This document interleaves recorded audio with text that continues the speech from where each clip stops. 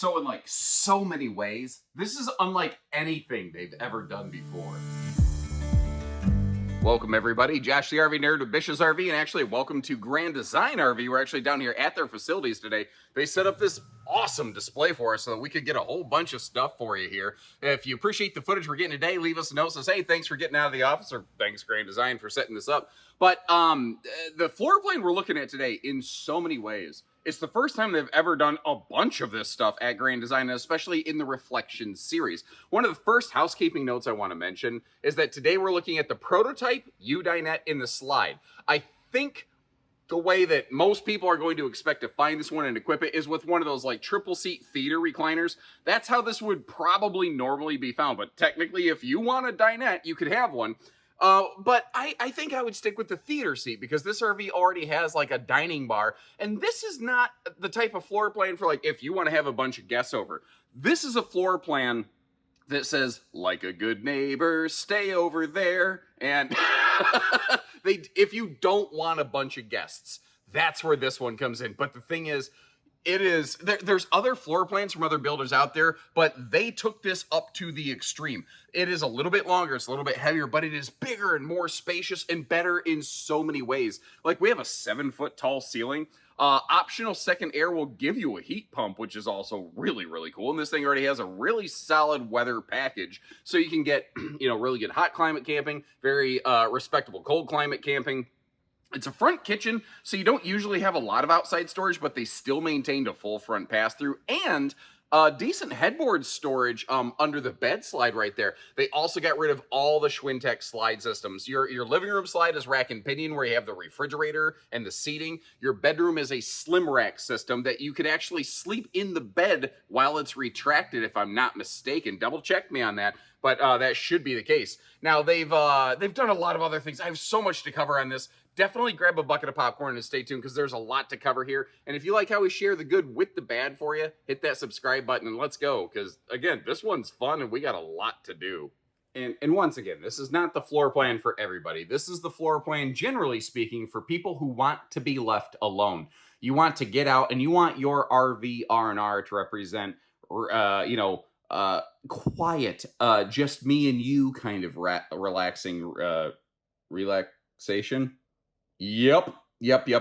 I bombed that one, but we're just going to keep on rolling that beautiful bean footage. Once again, this is the prototype U-dinette that they're testing out. They had a bunch of requests and people said, well, can we get a dinette in this? Because originally they only planned a 3-seat theater sofa here.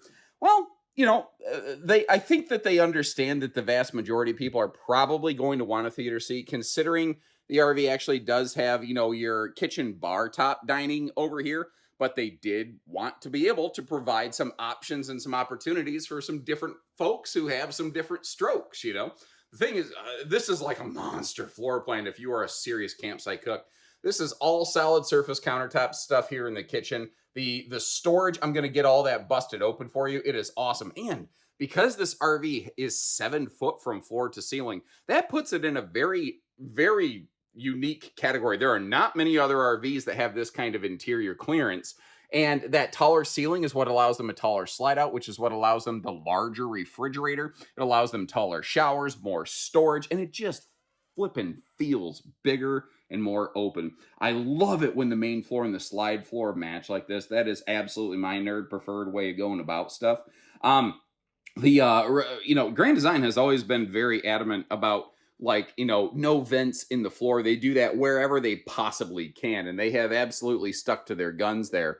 Now, up top here, this is kind of interesting because this RV has a lot of fifth wheel features and it's actually built in their big luxury fifth wheel plant. They decided, why not include some of those nicer features like the rain sensing XL vent fan in here? Even though the stovetop actually does have an exhaust vent hood, you actually have now another exhaust point where, especially if you want to get some good airflow going on. Now, one of the cool things about this layout is that it provides some really nice window coverage. Now, it looks like the campsite windows are limited, and in truth, they absolutely are. I'm not trying to hey, what are you going to believe? What you see or what I tell you? No, the campsite windows are limited, but I love the fact that they include a privacy shade in that bigger door right there. Also, since the first prototype, this is now basically the production run. They did a couple changes here. They added their little dog dish slide out drawer basically, and if you don't like it, just leave it closed. Nothing says you really have to use it. But they also added essentially like a shoe rack, a shoe garage over here, because there was an empty, wasted, dead pocket of space under that countertop. And yeah, you have to move a stool out of the way to get to it, but at least they didn't let it go to waste. I like that myself. I prefer the no space gone to waste kind of mentality and method here. And even though it's a small storage pocket, I still want to show you. Thank you, Casper, the friendly ghost. Either that or I'm an accidental Jedi. Hashtag accidental Jedi. Didn't notice. That's a smart TV, by the way, and you can see how it can pivot around. I don't know that it necessarily needs to pivot a lot in this floor plan, but I suppose if you're sitting at that bar, it does make it a little bit easier to see, you know, as a result. Now, on the way down here, notice the full, like the bigger oven that a lot of trailers don't include, plus a bonus drawer below. And they did something here I almost missed. Like, I was opening everything up, like, cool, we have, you know, plywood full extension drawers. That's kind of what I expected. And I opened this up, I'm like, ooh, I really like the utensil organizer. I got a place up here to keep, like, a pack of cards. But I noticed it was shallow, and I started digging further. And like the Legend of Zelda, we've got drawerception going on right here. We've got a drawer in a drawer. You know, I love crafty little creative spaces like that. Now, this looks like wasted storage. What's less obvious is that's actually a full front pass-through compartment, so 0 of that actually is wasted. Instead of having to get on your hands and knees to get to it, they made it an outside front pass-through that most front kitchens lack. Now, if you got eagle eyes, you might notice there's this funky monkey little box around the corner here. This is your travel-fi unit. A lot of RVs could have this added, but they decided to go ahead and add it right from the factory level here. And basically, if you're kind of curious about mobile internet data solutions, maybe, you know, Google travel-fi real quick, because that's a whole separate video that I need to put together, but it's built right into this. And I love the fact that I don't have to fight with the frickin' overhead doors. The fact that they have the kind of struts on them that they just hold themselves right where they're supposed to. And this is all pocket screwed lumber core cabinetry, by the way. Something else I want to point out before I get us turned around like a record baby. Look at that front windshield. This is the first reflection that's ever had a front windshield. I think it's the first reflection period, but certainly the first reflection trailer. And look at the locations of the power outlets. A lot of laminated wall RVs and a lot of Grand Designs actually have power outlets in positions I don't really personally love, but because that front wall is a nose cap and is essentially hollow, they could put the outlets exactly where they're easiest to access and most beneficial. Now, flipping ourselves around here a little bit, like I said, the TV can pivot, so I suppose if you know, you're alone in the kitchen and you're just cooking up a storm, you could absolutely keep an eye on the entertainment or the ball game or whatever. And again, just to kind of finish off the rest of the storage space, like Steven Tyler, I don't want you to miss a thing. And that's something I'm so happy to see. Grand Design, even down at the Transcend stick and tin level, has become very good about not just giving you a space for a wastebasket, but just giving you a wastebasket. So it's like one less thing you got to get on Amazon to get, you know what I mean? Oh, hello. Your triple entry step, you see that big blocky thing right there? That's actually a gas strut system. So it's an easy lift, easy lower kind of entry stair. So you don't end up, you know, if you got a bad rotator cuff on your shoulder, you don't end up screwing yourself up or anything. Motion lighting in this like you haven't seen a dedicated pantry yet. It's right by the door right there. Now, those are not adjustable and or removable shelves. It doesn't convert into a closet. That's just a pantry and nothing but a pantry, so help me God. And if I get around the corner over here, you notice the location of this big fifth wheel sized double door refrigerator. They were able to locate it in the rack and pinion slide out, and it opens the space up dramatically. Because that's the thing. There's other builders, like Rockwood was the first one to build something like this. Surveyor has something like it. Heritage Glen, Hemisphere, Salem, and Wildwood. A lot of builders have a floor plan similar to this. This is the biggest, longest, heaviest of all of them I've seen, and probably most expensive, but also, arguably, the fanciest and most highly equipped, and the most spacious, you know. Look, this is the absolute definition of Octopus Fight Club. Now, what's funny is when you're standing back from these little coat hanger guys, it sort of looks like a dog's nose, kind of smiling at you. But when you get up close to it, you can tell that it's Friday night and he's looking for a fight like like Elton John. Except that was Saturday night, wasn't it? That was Saturday. He got about as oiled as a diesel train, if I'm not mistaken. Now, in the middle here, we've got a RV king bed slide out. So, you know, this is a wider middle bedroom than a lot of other builders will tend to offer. I love the breeze across windows. Do I have any sort of USB outlets up here? It just kind of occurred to me. Oh, okay. Hold on. I'm going to point you almost, you know, down and to the right over here. Both sides of the bed have some household and some USB outlets right there. Now, something I'm noticing is the bed is kind of in this slide asymmetrically because you have a side stand over here, but not on the other side. So I think if you were willing to remove that side stand, you may actually be able to place a residential, like true king bed in this RV that most RVs simply don't offer. I'm going to come back to the storage under that in just a minute here. I just kind of feel like going out of my normal routine of things. Of course, idiot failures like that are pretty on brand for me. Okay. These are always going to be 50 amp service.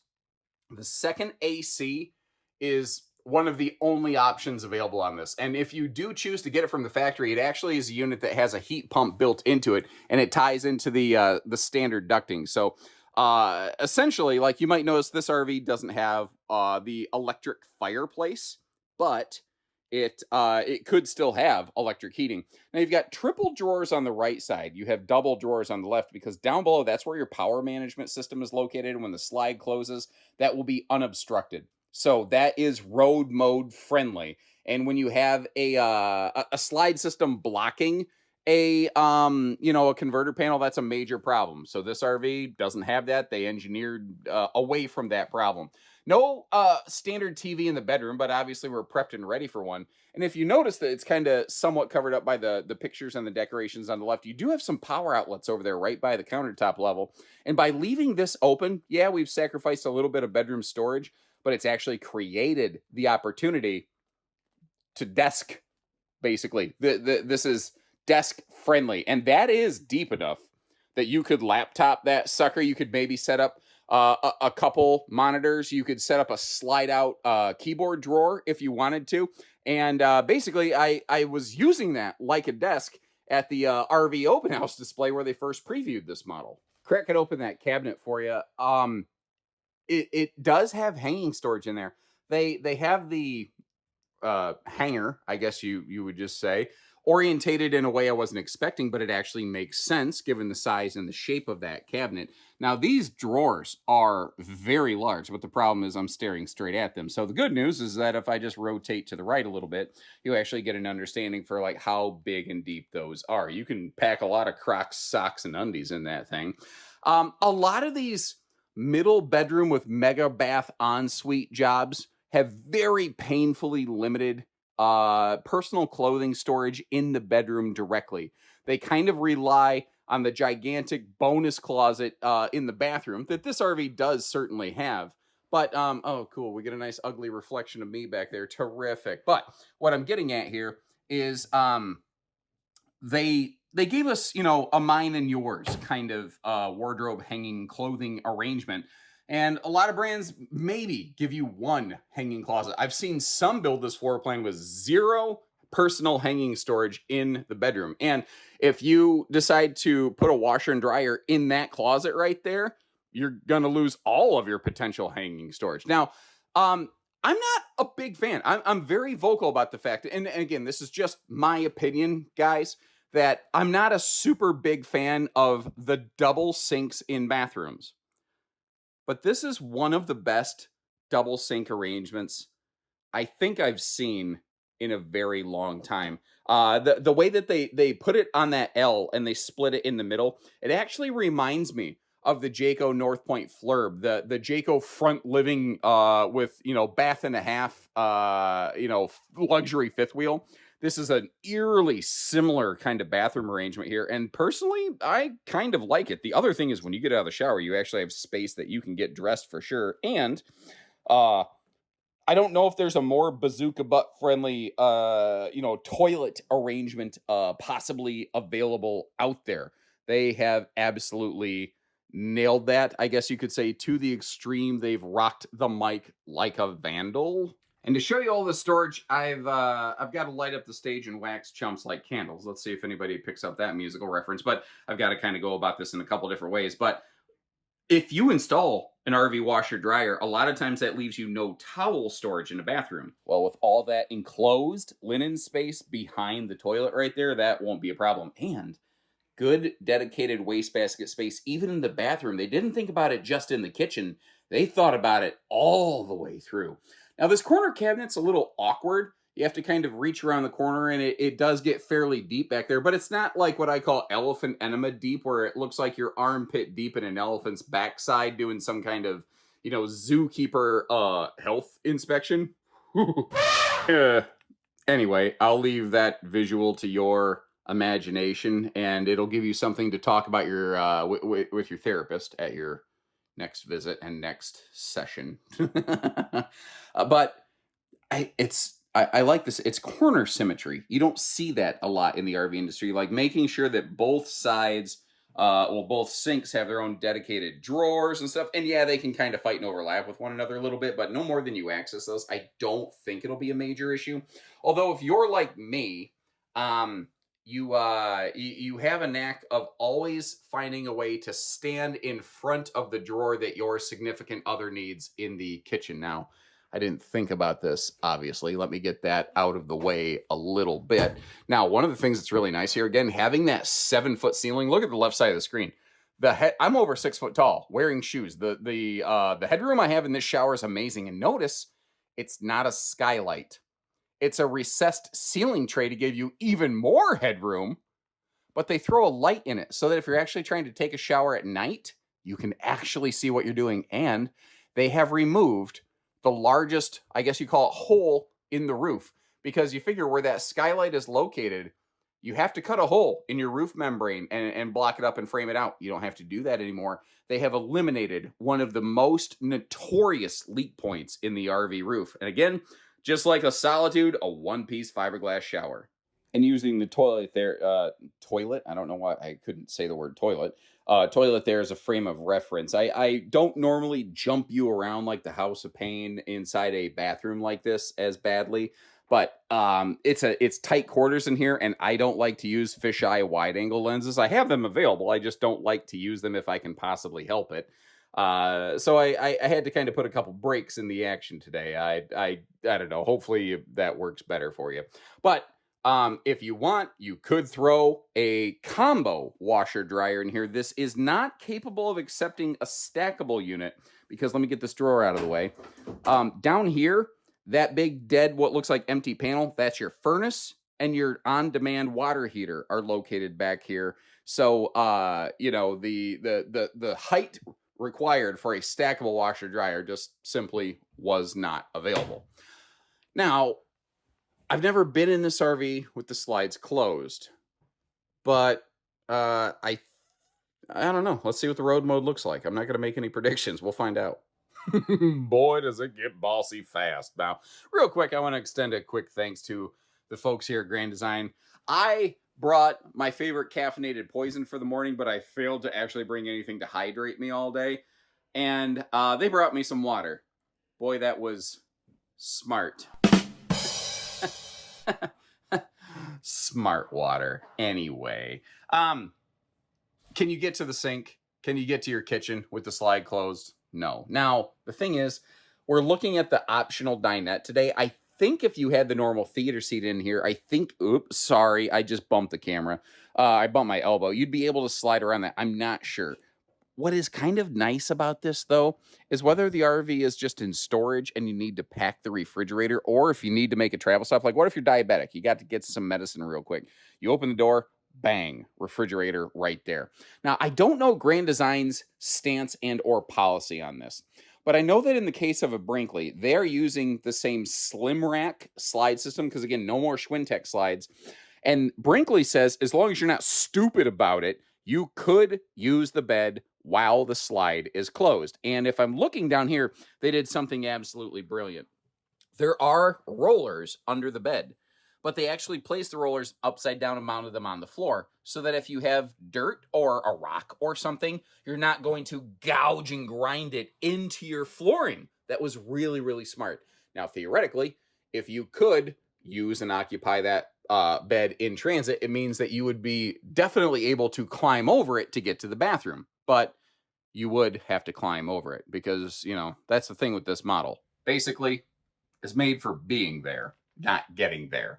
And that's not ideal for some folks. And the thing, this is probably made more for like a seasonal thing. We're going to talk about some good traveling aspects of this thing on the outside, but I want you to know what it is and what it's not. I don't want you to spend a bunch of money then have buyer's remorse right away. By the way, Bish's RV, we have a 72-hour no questions asked return policy. And I've seen it in place. It literally is a 72-hour, no questions asked return policy. We'll refund your money. We'll swap you into a different RV that works you better. Like we do that. Very few places have any sort of policies like that. So if you appreciate that kind of consideration, showing you the slides closed, all the storage, hit that subscribe button. Let's hop outside.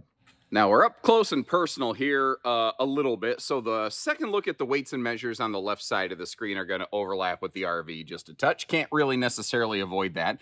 But as long as we're looking at those, let's talk towing. What's it going to take to haul this around? Well, I don't think the Ford freaking Ranger and your common everyday half ton should be touching this RV.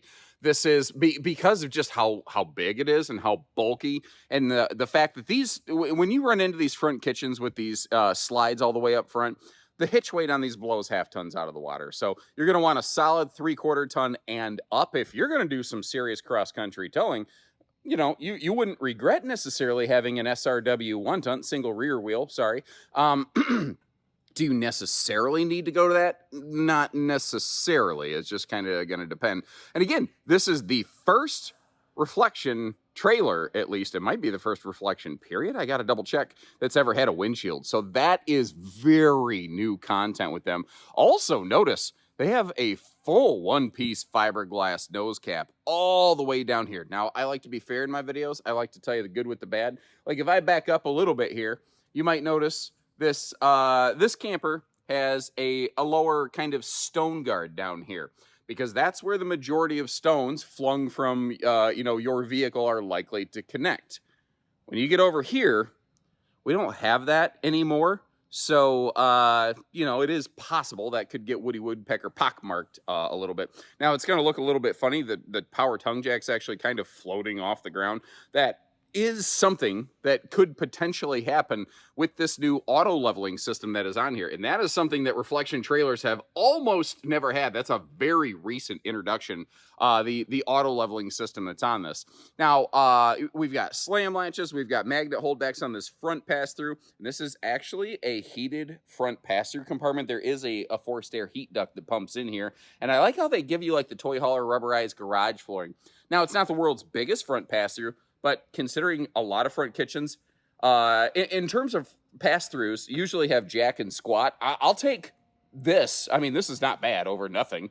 Prepped and ready for a full observation camera suite. And again, these finally have just simple, easy, push-button automatic leveling. It's a newer system that's coming out, and it really seems to be very well received. What it will do is the front tongue jack will actually level the RV front to back, and then your rear power jacks will level the RV side to side, and then our front jacks come down just to stabilize so that you take the herky-jerky wiggle-jiggle out of it and everybody is comfortable. You don't have to do the hokey-pokey and turn yourself around. I don't know what that means, but it felt right. It's funny, the awning almost looks small, but it's just it's an optical delusion. Basically, from the angle that I'm standing on, this is a really nicely sized awning. I like that the entry door is kind of dead in the middle, so if it is a light rainy day, you can still float in and out of the RV. And a couple things here, that's both an anti-slam door, and it actually has that little magnet holdback catch. You see that that black little nub sticking off the wall to the right of the paw sticker right there. So that, one, it doesn't, it's not going to dance around in the breeze, and two, it's going to hold itself in place. Now, working our way back here, there's some awesome content right here. that represents a lot of dollars on this RV that not every brand's going to do. First of all, Goodyear Endurance radials. So 87 mile an hour rated. Please don't ever tow your RV that fast, but it is possible. Secondly, tire pressure monitoring, factory standard on these. Third, we have anti-lock safety braking. Fourth, we have electronic anti-sway built into this now. And it's funny because fifth wheels were some of the first RVs to have electronic anti-sway in the towable market, but it's actually travel trailers that benefit from it the most because they do tend to be the most wiggly.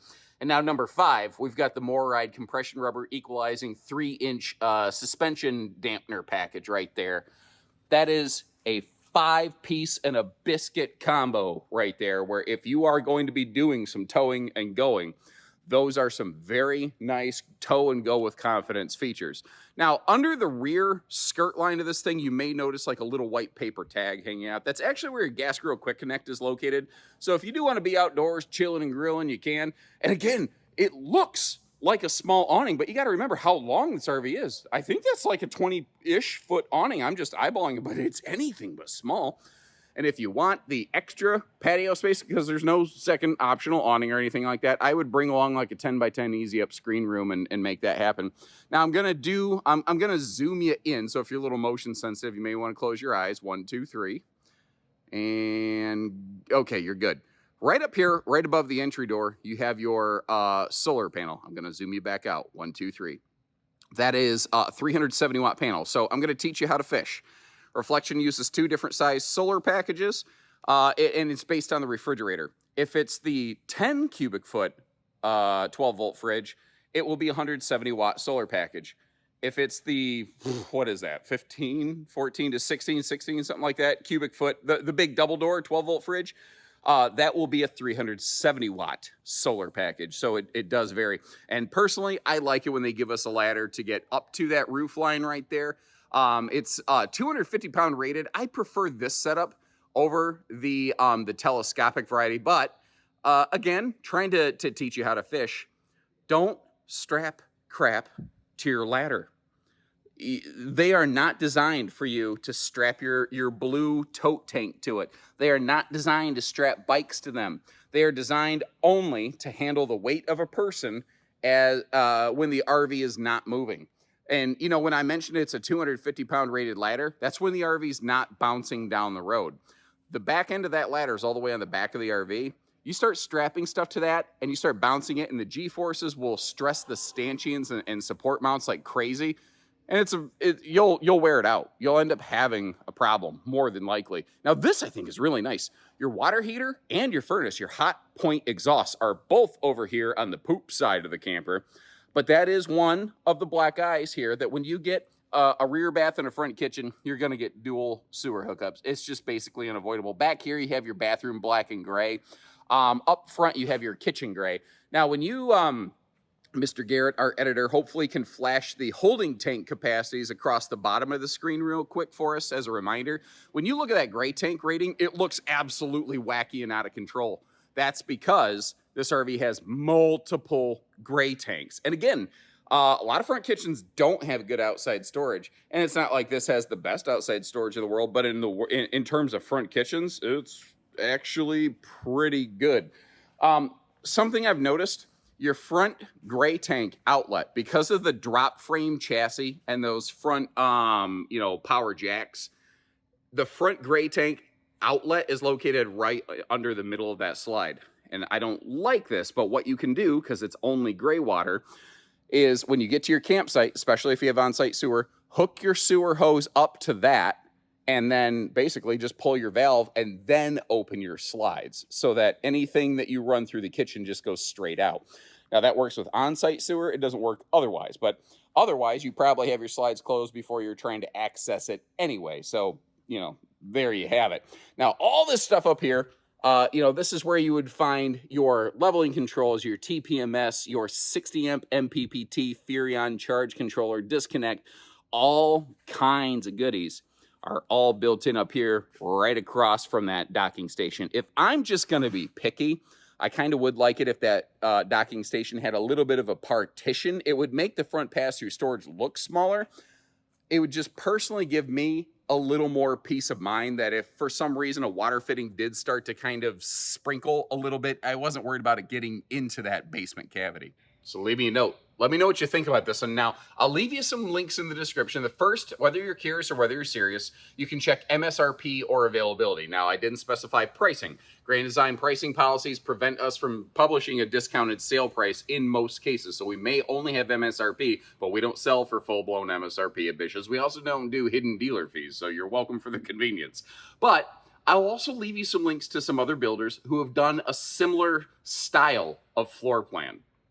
And let me know which one you would go with and why if your money was on the line. And if, again, you appreciate how we try to shoot you straight, treat you fair, hit that subscribe button. We'll catch you next time. So take care, stay safe, have fun, and happy camping, everyone.